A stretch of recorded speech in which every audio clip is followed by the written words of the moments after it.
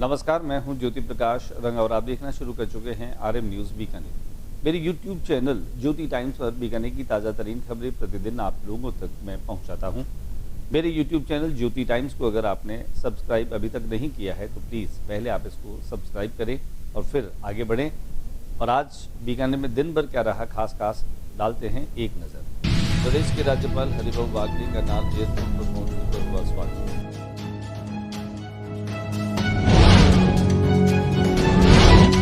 विश्वविद्यालय का 10वीं दीक्षांत समारोह आयोजित।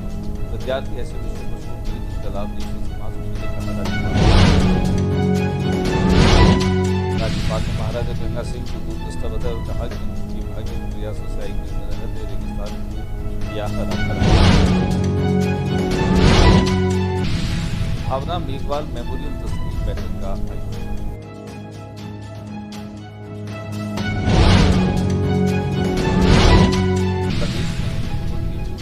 दास की हत्या के विरोध में जसवंत मंडल की तरफ से जसवंत गेट पर कांग्रेस का पुतला जलाया।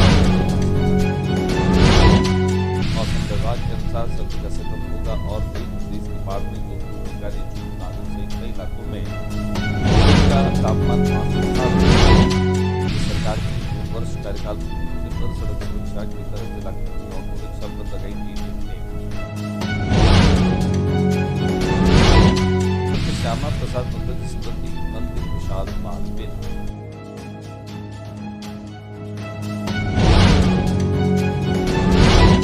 विधानसभा 9 से 11 जनवरी तक आयोजित हो रहे अंतर्राष्ट्रीय उत्सव के सफल आयोजित प्रशासन सेना भर्ती तैयारी को लेकर अधिकारियों ने या SPRU का विजिट।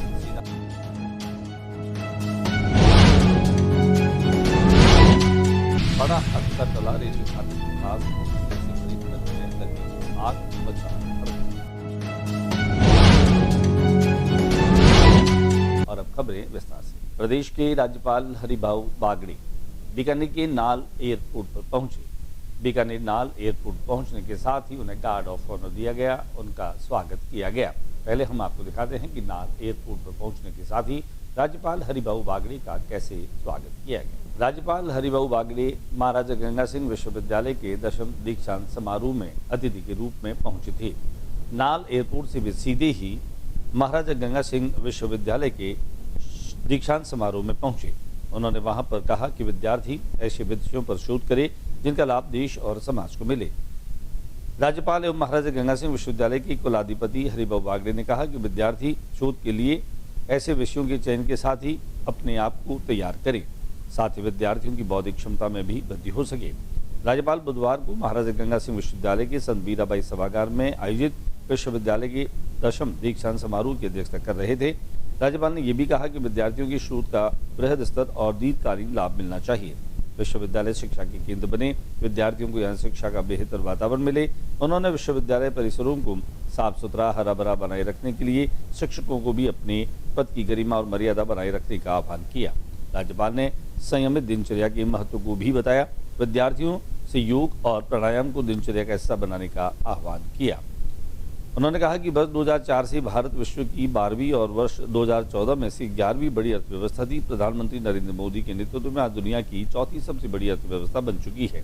राज्यपाल ने विद्यार्थियों से मां के नाम एक पेड़ लगाने का आह्वान किया और कहा कि पर्यावरण संरक्षण में पौधारोपण का बड़ा योगदान है। लिए चलते मैं आपको संत मीराबाई सभागार में, जहाँ पर हरिभाई बागड़ी ने ये सब और ये बातें कही।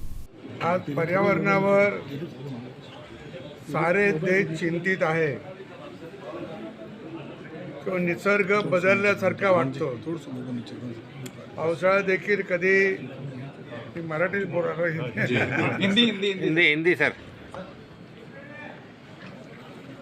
ऐसा है कि पर्यावरण पे सभी देश चिंतित है, तो उससे निसर्ग का संतुलन भी थोड़ा बदल रहा है और बारिश भी कभी ज़्यादा आती कभी कम आती, और इसीलिए कई अकाल होता है तो कई जगह बहुत बारिश होगी, लोग बहुत परेशान भी होते। तो उसका संतुलन रहने के लिए पेड़ लगाने की ज़रूरत है। और मैं सभी और ये बोलता हूँ कि हर विश्वविद्यालय हो, कॉलेज हो, सरकारी। भावना मेघवाल मेमोरियल चैरिटेबल ट्रस्ट की एक अहम बैठक आज संपन्न हुई। भावना मेघवाल ट्रस्ट की कार्यकारिणी की बैठक बुधवार को आयोजित की गई। बैठक में 28 जनवरी 2026 को होने वाले मेघवाल समाज के 20वें सामूहिक विवाह और प्रतिभा सम्मान समारोह के बारे में चर्चा की गई। रविशेखर मेघवाल ने कार्यकर्ताओं एवं ट्रस्ट सदस्यों को समारोह से जुड़ी व्यवस्थाओं से अवगत करवाया। उन्होंने बताया कि इस बार मेघवाल समाज की होना छात्राओं को भावना अवार्ड से नवाजा जाएगा। भावना अवार्ड से मेघवाल समाज की कक्षा 10वीं तथा 12वीं की राजस्थान में टॉपर छात्रा व जिले में टॉपर छात्रा और कानूडिया कॉलेज जयपुर की टॉपर छात्रा को 51,000 रुपए की नकद राशि दी जाएगी। स्मृति चिन्ह और शॉल उड़ाकर उसका सम्मान किया जाएगा। इसके अलावा 10वीं में 80%, 12वीं में 75% अंक लाने वाले मेघवाल समाज के छात्र व छात्राओं को भावना मेघवाल मेमोरियल ट्रस्ट के द्वारा प्रशंसा पत्र और स्मृति चिन्ह देकर सम्मानित किया जाएगा। बांग्लादेश में हिंदू युवक दीपू चंद्र दास को जिंदा जलाकर मार दिए जाने के बाद में बीकानेर में लगातार प्रदर्शन हो रहे हैं और इसी कड़ी में जस्सूसर गेट बांग्लादेश सरकार की कार्रवाई मोहम्मद यूनुस का पुतला जलाया गया। कैंडल मार्च निकाला गया। जस्सूसर मंडल कांग्रेस अध्यक्ष कमल के साथ के नेतृत्व में बांग्लादेश के कार्यवाहक मुख्य सलाहकार यूनुस खान का पुतला दहन किया गया। दीपू प्रकाश दास की हत्या बर्बरता से की गई। हत्या के विरोध में जस्सूसर गेट के पास पुतला दहन किया गया। साथ ही दीपू प्रकाश दास को श्रद्धांजलि के रूप में कैंडल मार्च निकाला। कमल साध ने बताया कि हिंदुओं की इस प्रकार से बर्बरता से हत्या करना बड़ा निंदनीय कार्य है। दिखाते हैं आपको जस्सूसर मंडल के द्वारा की गई प्रदर्शन की कुछ तस्वीर। के नेतृत्व में हमने एक बांग्लादेश में हुई घटना, बड़ी दर्दनीय घटना थी, जिसमें बांग्लादेश के लोगों द्वारा एक हिंदू भाई दीपू प्रकाश दास को कपड़े उतार कर खंबे से बांधकर बर्बरता से उसकी हत्या की गई और फिर बाद में जला दिया गया। मैं इसका घोर विरोध करता हूँ तथा अपने देश के प्रधानमंत्री नरेंद्र मोदी से मांग करता हूँ कि भाई हिंदू प्रधानमंत्री होते हुए दूसरे देशों में हिंदुओं की हत्या हो रही है, इस पर आपने कोई कदम नहीं उठाया। मौसम विभाग की अगर माने तो आने वाले दिनों में सर्दी का सितम और तेज होने का अनुमान लगाया है। मौसम विभाग के अनुसार दिन का तापमान 5 से 7 डिग्री सेल्सियस तक गिर गया है। उत्तरी हवाओं के चलते न्यूनतम तापमान में भी हल्की गिरावट दर्ज की गई। सूबे के उत्तर पश्चिम जिलों में हल्के से मध्यम और कहीं घना कोहरा छाए रहने की संभावना भी मौसम विभाग ने जताई है। साथ ही आने वाले दिनों में उत्तरी हवाओं के प्रभाव से तापमान में और गिरावट आने की उम्मीद है, जिससे सर्दी का असर बढ़ेगा। पिछले 24 घंटों के दौरान जैसलमेर, बीकानेर, जोधपुर, गंगानगर, हनुमानगढ़, चूरू, झुंझुनू क्षेत्रों में घना कोहरा दर्ज किया गया। राज्य सरकार के 2 वर्ष का कार्यकाल पूर्ण होने के उपरांत जिला कलेक्टर ने सड़क सुरक्षा के तहत ऑटो रिक्शा पर रेडियम टेप लगा करके और इसको लोगों को प्रेरणा दी। बीकानेर में राज्य सरकार के 2 साल पूरे होने पर परिवहन विभाग की ओर से सड़क सुरक्षा के तहत ऑटो रिक्शा पर रेडियम टेप लगाने का आयोजन रखा गया था।